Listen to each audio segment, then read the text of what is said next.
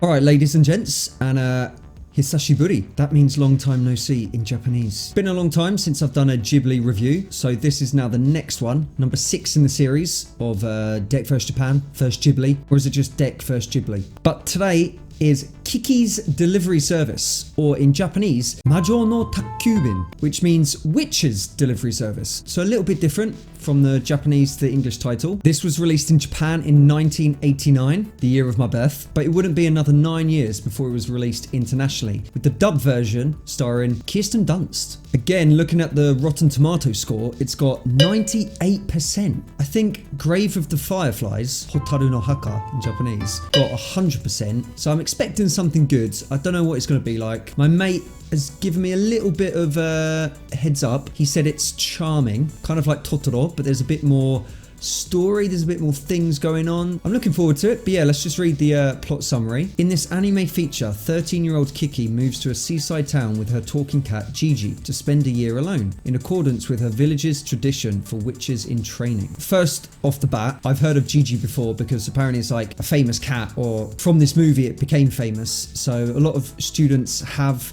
it on their bag and things like that. Japanese people call their own cat Gigi. After learning to control her broomstick, Kiki sets up a flying courier service and soon becomes a fixture in the community. But when the insecure young witch begins questioning herself and loses her magic abilities, she must overcome her self-doubt to get her powers back. So that kind of goes hand in hand with what my mate said. He said it's a kind of coming-of-age film. Obviously it's a child's movie, but the themes in it are going to be based around moving from childhood to maybe adolescence and adulthood. I don't know when this film ends. Is she 13 at the start and the end, or does she grow old? I don't know. So yeah, it's gonna be good. Let's watch it. So I just finished watching it, and this is my summary. 13-year-old Kiki is at home with her parents, and suddenly she's like, yo, Ryoshin, sayonara, and she leaves with her cat Gigi to go find a new home. She flies until she finds somewhere she likes, and this place is called Koriko. She tries to settle down, find somewhere to live, rent-free. I don't know how she's paying the bills or anything. This dude Tombo eyes her up, and he's like, yo, I like planes and aviation and flying and witches. Oh wait, you're a witch, so I like you, let's be friends. She's just like, lay off it, fella, alright? Calm down a little bit, alright? Then a lady called Osono provides her with a room if she helps her in the bakery downstairs. All well and good so far. Keeping up? She then opens up her own delivery called Kiki's Delivery Service and delivers business by her broom. So basically it's like Uber Eats or Wolt, so efficient. Deliveries are going well, she's hanging out with my boy Tombo, but then some other children are kind of like, yo Tombo, you're a loser, and she's just like, yeah you are, and she just like leaves him. Then a delivery goes wrong, she can't speak to her cat anymore. Oh yeah, did I not mention she can speak and hear her cat Gigi? Probably should have mentioned that at the start. Then she can't fly, and it all goes to shit. Confidence nashi. Later on, an airship then collapses, and my boy Tombo is like hanging on for dear life. Kiki sees this on the news and rushes to help him, but of course she can't fly, she has no confidence, so she's flying around town like an absolute nutter, but eventually she saves him and her confidence returns. At the end of the movie, she's happy, she can fly again, her business is booming, her confidence is back, and she writes a letter to her mum and dad saying that she's enjoying living in the city. However, she still has some sad times. And that is the summary. Now let's get on to the proper nitty-gritty stuff, the review. It's very much a thing here in Japan where children, I find,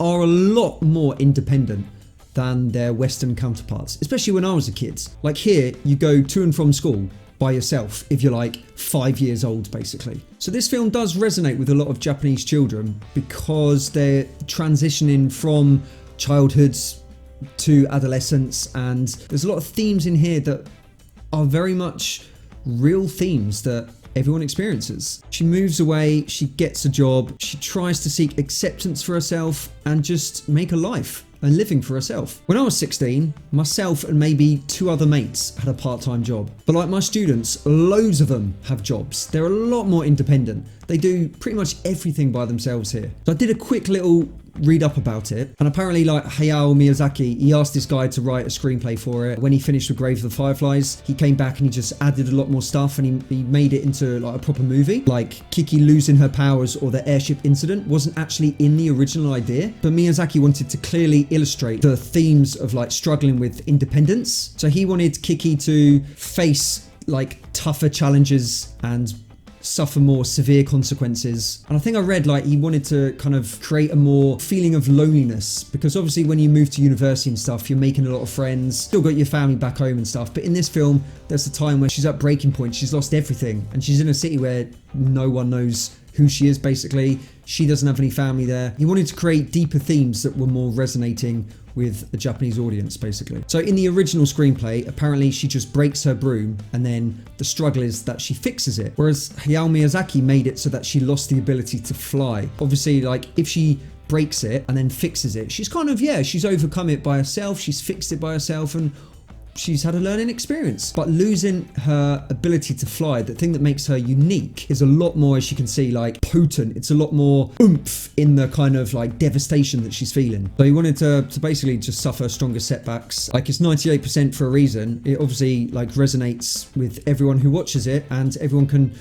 relate to it, and everyone goes through those struggles growing up. So it's kind of a coming of age story. It's nice, it's easy to watch, and again, I wasn't bored watching it. That's the main thing. Like a lot of anime I'm not a fan of. I don't do anime. Rating wise, I'm gonna give this a 7 gaijins out of 10, which I think is a fair score. I think 7 is alright. It wasn't amazing, but it was fine. It was a good movie. So definitely watch it if you can. Look forward to the next review. So cheers for tuning in, everyone, and sayonara.